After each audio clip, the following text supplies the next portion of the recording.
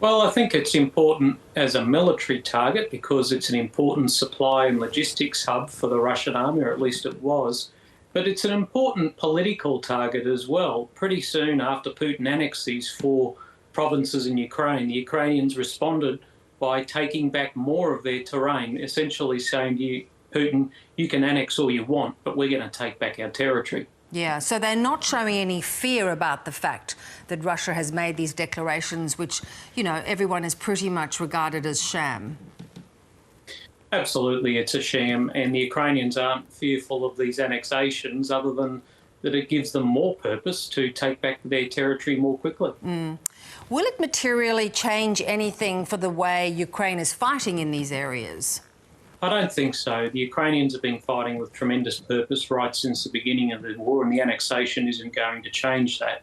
Putin had already stated in his 9 May address that he had his eye on the Donbass, that's Luhansk and Donetsk.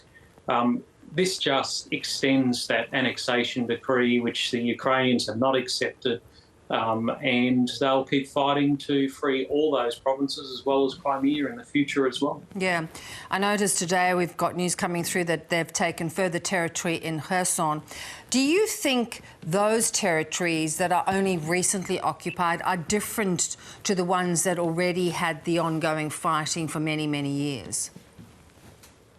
I don't think so. The real difference is the concentrations of the Russian army forces in those provinces. Kharkiv had a low concentration of Russian forces, as does the northern Donbass. Kherson has a very high concentration of Russian forces, and the Ukrainians have had a much harder slog of it in those areas. I'm interested in your views on what the capacity is of the Russian side to hold these territories. I mean, there's been, of course, we know, a fresh conscription. There's no sense that those people are starting to flow into the system just yet. Well, the Russians don't hold all of these provinces yet. It's extraordinarily unlikely they'll be able to take all of the provinces. And it'll be very difficult for them to defend what they've got. They've lost tens of thousands of soldiers killed and wounded. Winter's just about to arrive, and these mobilised soldiers will not be well trained. So it's going to be very difficult, probably impossible in the medium term for the Russians to hold on to all these provinces, regardless of what Russian law says about them. Yeah. How crucial is it that Ukraine makes very quick advances wherever they can? Well, there's a couple of imperatives for speed here. The first one clearly is to take back as much territory before the Russian mobilised troops can get in.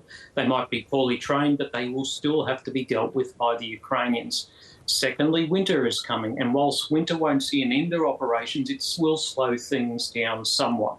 And third, it's clear to me the Ukrainians have a strong humanitarian imperative to get this war over quickly. They want to minimise the number of their soldiers and their civilians who continue to die in this war.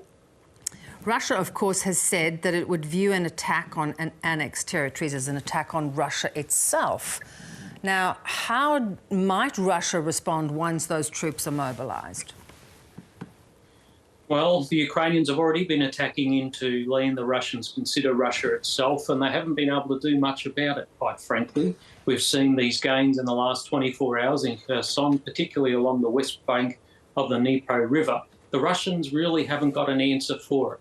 But what could that answer look like? I mean, we're hearing Chechnya talking about Russia using a low-yield nuclear weapon.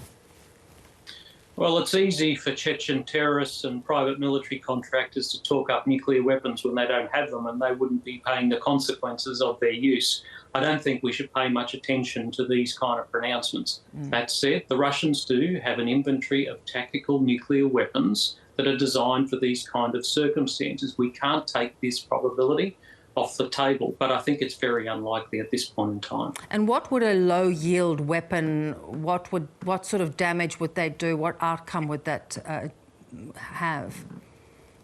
Well, you're talking a low-yield weapon would be something that's both short range and has a detonation that would be in the order of thousands of tonnes of TNT. So you'd be talking about a few square kilometres totally devastated.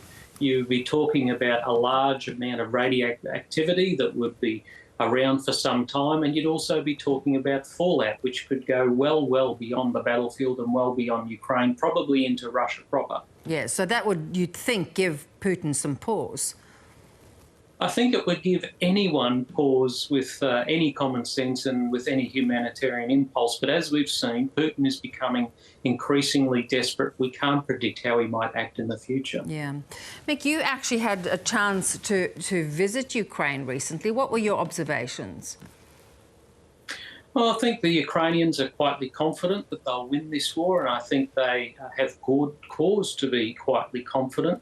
It's a humble confidence, not a confidence born out of arrogance.